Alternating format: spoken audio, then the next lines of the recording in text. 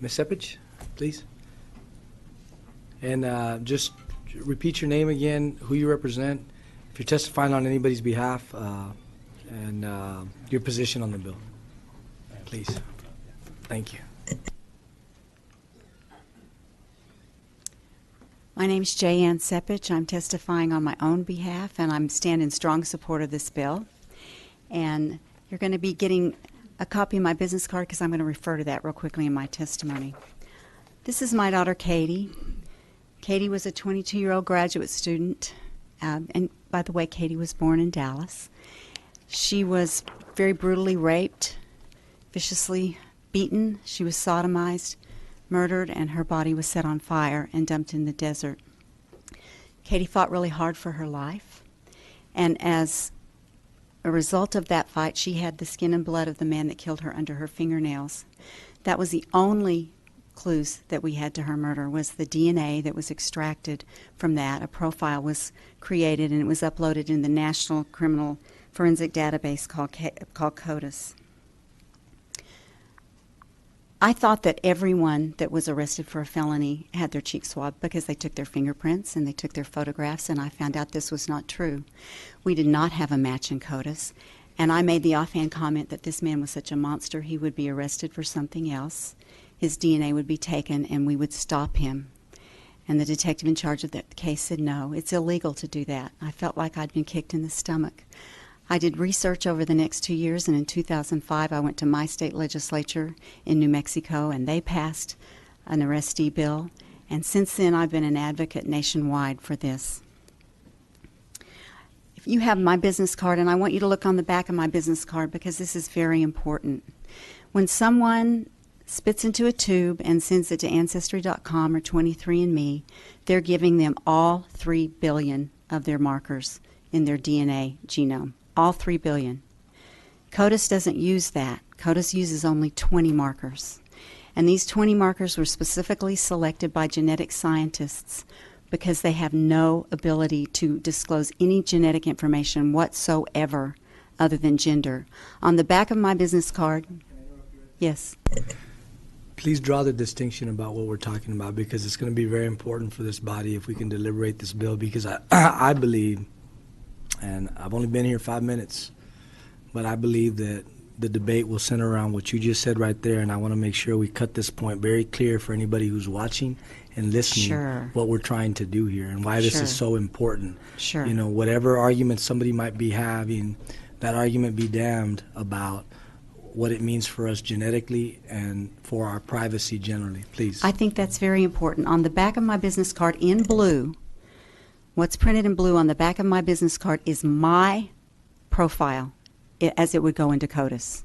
In other words, if I were arrested for a felony, what's in blue in the back of my business card is the actual information that would go into CODIS. And what does it say about you? Nothing genetically. It says I'm a female. There's one marker that says I'm a female, but it can't tell. Go ahead, please ask. No, I'm sorry. Finish, please. That thought. The most renowned genetic scientist in the world could not tell from that CODIS profile whether I have a predisposition to any disease, my ethnicity, any personal, private genetic information, because those are non-coding markers. So what would it use to identify you? Okay, if those 20 markers, let me, I'm glad you asked. Can I extend my time a little bit to answer this? You got all the time in the world. I don't know how many of you remember, as I do, what a 33 RPM record album looks like. I've got plenty of them. Okay. If you know what that looks like, and you've played them and you've used them, you know that there's bands where the music is, and there's spaces in between it. When you put the needle down in those bands, it plays music. When you put the needle down in those spaces, there's no music. These 20 markers are markers that were selected because they're the spaces in the genome. They're non-coding. There's no genetic information. But the spaces are so unique to each individual that if those 20 markers match, there's only a chance 1 out of a number 1 with 18 zeros that any two people on the face of the earth could have that same genetic code, except for identical twins. So when those 20 markers match, it's very highly, highly unlikely that it could be anyone else other than that person. But those 20 markers have no ability to disclose any genetic information about that individual, and that's so important. I can't see, I'm sorry. It's 18 zeros. Right. That is, and I mean, I'm going to use this word because I think it's apt. It would be a hellacious coincidence if it was somebody else, right? It would be virtually impossible. So, but the reason that my DNA profile is on the back of my business card, first of all, another thing I want you to notice is look at everything in blue. My name is not in there, and my social security number is not in there. So what goes into that database only has what's called a specimen ID number. That number is randomly generated when it is uploaded into the CODIS. And if I'm not mistaken, and you can disabuse me of this information would be taken from somebody that's arrested for what? In this bill, with the substitute, it would be for violent felonies and burglary. And the reason I want to address that, 53% of the matches to violent crimes across the nation are because of burglary arrests or convictions. So that's why it's important. And just for some of, and I'm not saying colleagues on this panel, because the colleagues that I have on this panel are exceptionally smart, but for some other colleagues that may not understand, when you're arrested for a felony, what do they do to you? Just basically. I'm sure it varies, but they do fingerprints, always do mug shots. And so what you're talking about, the inability that I would have to determine what you look like and your ethnicity from this. You get from a mugshot. Yet we're already gleaning that information. Not only that, if you have tattoos, and I have a couple of them. They do catalog those. Yes, they do. They're going to catalog them. So all these identifying markers that one would have individually that would help identify us, irrespective of the arrest, already exist beyond the information that's in this card, right? Absolutely. And so what we're doing with this is giving ourselves the ability to identify somebody with what I would call beyond a reasonable doubt, to connect them to an event such as the one that you're describing that occurred to your daughter, correct? Absolutely. And I would ask myself, and this is a rhetorical question, who would be against that? There are those that are, and I'm sure you'll hear testimony, I'm but sure I can't will. Understand it. Thank you, ma'am. I'm sorry, I don't mean to cut you off. I'm sure you got some more. I do, but like I said, my name is not in that profile. My social security number is not in that profile. So how do they know that would be me if they got a match? How does that happen? Well, there are two numbers in the specimen ID number that identify the state from which the cheek swab was taken. Only when a match is made to crime scene information is that state notified that there was a match from a person that was swabbed in their state. And when I say the state, it's the state crime lab. And what they do immediately when they get that notification is they retest that DNA to make sure there was no mistakes made. After they've made sure that there was no error, then they go to a computer that is administered by the crime lab, and what's in that computer is Jayann Sepich is specimen number 01745. And then they can't release that information to anyone except the investigative team that's working on that crime.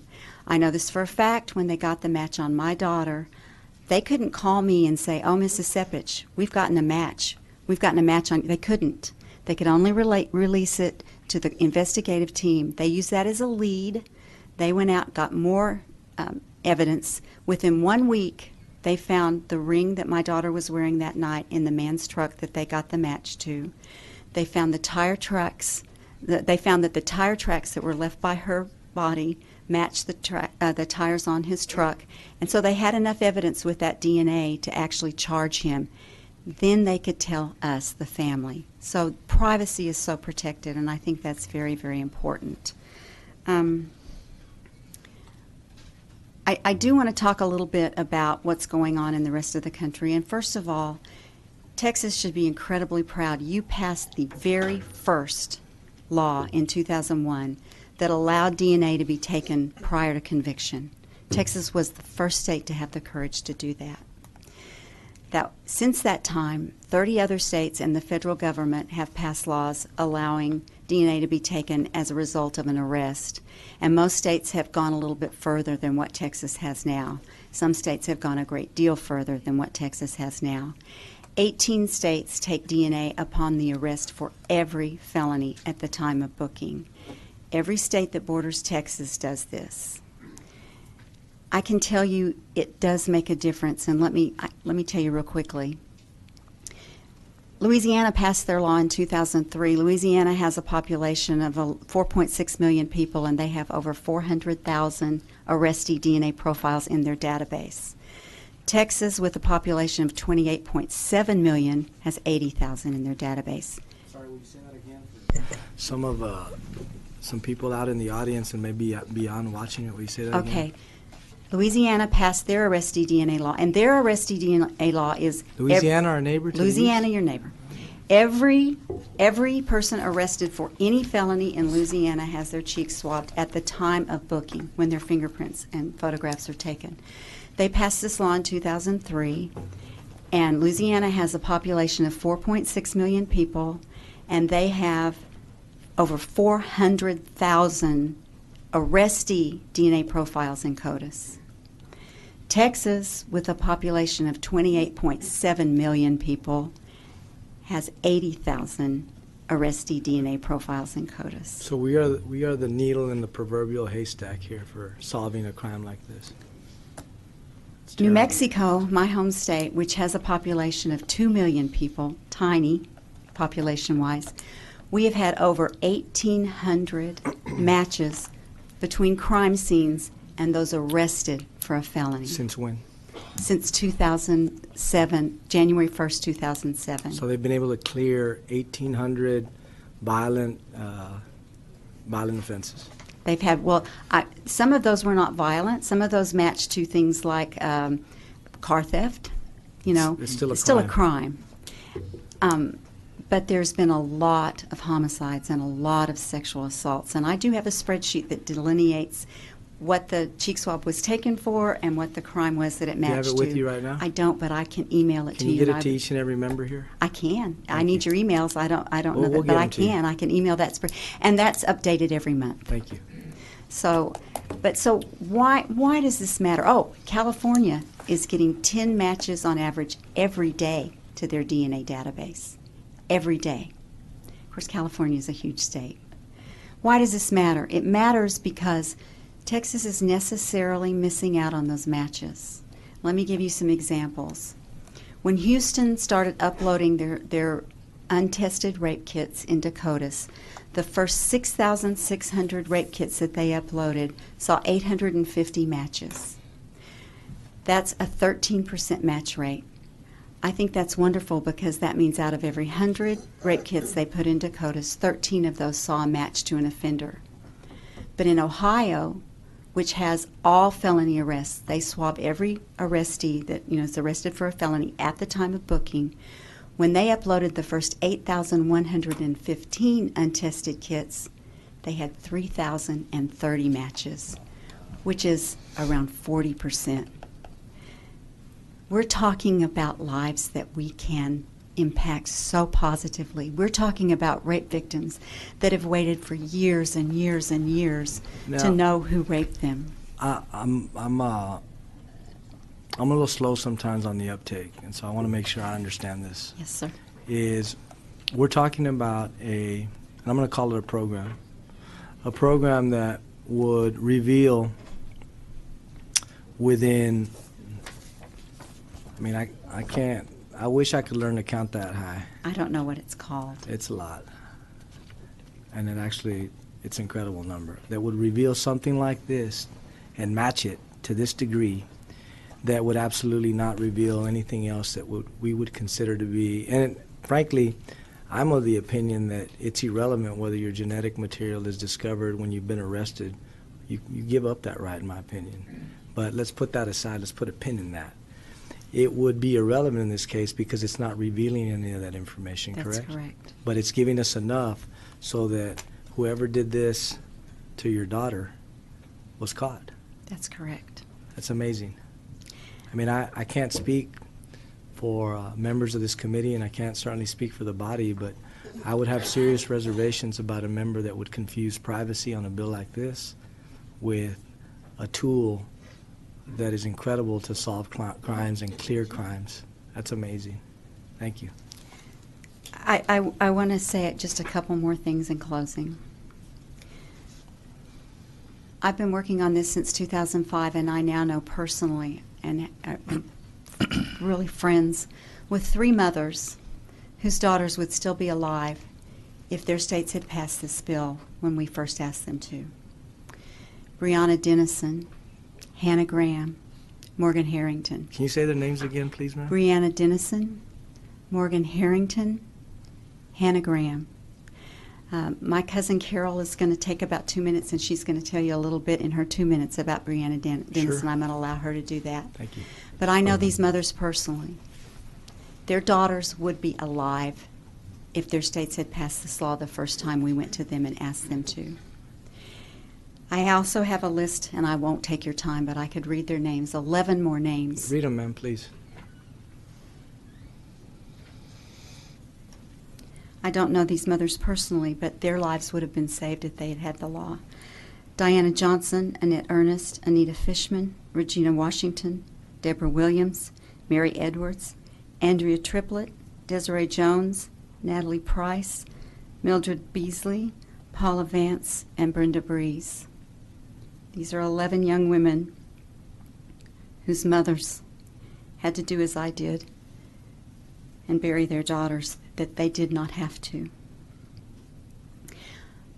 I never thought this would happen to my daughter. I really never thought this would happen to my daughter, but it did. And we know it can. And I really hope that we can stop it from happening to other daughters, because I know the power of DNA. And I know that you hold in your hands today the power to move this bill along and to save lives in Texas and to prevent horrible rapes in Texas. And that's what I'm asking you to do. And I want to thank you so much for your time and attention. And please ask me any questions that you have. I've really devoted my life to this. Representative Lang has a question. Ms. Sepich, thank you for being here. And the reason I asked about burglary is because I was in law enforcement for 30 years. And I know that sometimes you relate people come into a house for one reason, maybe not to steal things, but for sexual assault. And I wanted to make sure that burglary was on there for that reason. It absolutely is. Thank you. Thank you, ma'am. Any other questions? Representative Paul? Yeah, thanks for coming today and telling us your story. I know it's hard, and I would thank you so much for what you've done. I think you said you're in 40 states. I've testified before 40 legislative 40 committees. legislative bodies coming in and talking about this. And I want to go a little bit over more about how it works and what this. So you're talking this CODIS is a national database. It's a 3-tiered database. CODIS stands for the Combined DNA Index System, and it actually is the local databases, which you have in Texas. You have some local databases, which also feed into the state database, and then also goes into the national database. So there's actually 3 levels, and each of those levels have their own regulations and laws that regulate those. For one thing, I can tell you there is a federal law that says that if a state uploads DNA because of an arrest, that there has to be a right to expungement if for any reason that the person that was arrested is not convicted. So that's a federal law. And they could take their name off. Right. They have to have the right to expungement. Absolutely. And so that's kind of where I was getting at too, was at the arrest, they take this sample, they upload it right away. I would assume, I guess it takes time to get the DNA, to get the analysis done. They load it up onto the database, the local one, then the state, and they're immediately searching that for hits. All over the country. Yeah, all over the country. When you arrest this person, stick it in there, check for hits, and then they go on to the. So then, if there is something, they would go back to the original guy in Arizona or whatever and say, hey, we found something that hit somebody that you were looking for. They would go back through it. That's when they would get the talk to a judge, get a warrant, then to do a full DNA test on that suspect, which then could you use? Well, that's what can be used in court. Court. That cheek swab that's taken at the booking station, that is not evidence that can be used in trial. What happens is when they get that match, then they have to retest it to make sure that it's accurate before they get the name. And then before the evidence can be used in trial, they have to get a warrant that that person is re-swabbed, and they test that again, and that's actually what's used as evidence in court. Yes, sir. Because then they won't just use 20 points. They're going to use a much bigger. No, actually, they only use 20. Oh, still would be the They 20 only even in use that 20, case? but those 20 are accurate enough to stand up in court. Yes, sir. Okay. All right. The government never uses the whole genome. No, okay. All right. But that is what you said you put on Ancestry.com or That's whatever. when you, they have it. And when you spit into that tube and you send it to Ancestry.com or 23andMe, they have your whole genome, and you also have to sign away your rights. They own it. All right. All right. Thank you, Mr. Chairman. Thank you. Thank you very much. And Representative Burns, who uses more than 10% of his brain, unlike me and some of us up here, all of y'all use more than 10%. It's just me. Tells me that it's a quintillion. Thank you. Thank you. I can say that now. Quintillion. I can use that number. It's a I want quintillion. quintillion. That doesn't sound as big as 1 followed by 18 zeros, though. I may still keep saying that, but thank I'm going you. to tell my children that when they ask me that, 1 in a quintillion chance that that's going to happen. Thank you, ma'am, for being here. You're very brave. And, Thank you. And my condolences to you. I so appreciate your time. Thank you Thank you. so much.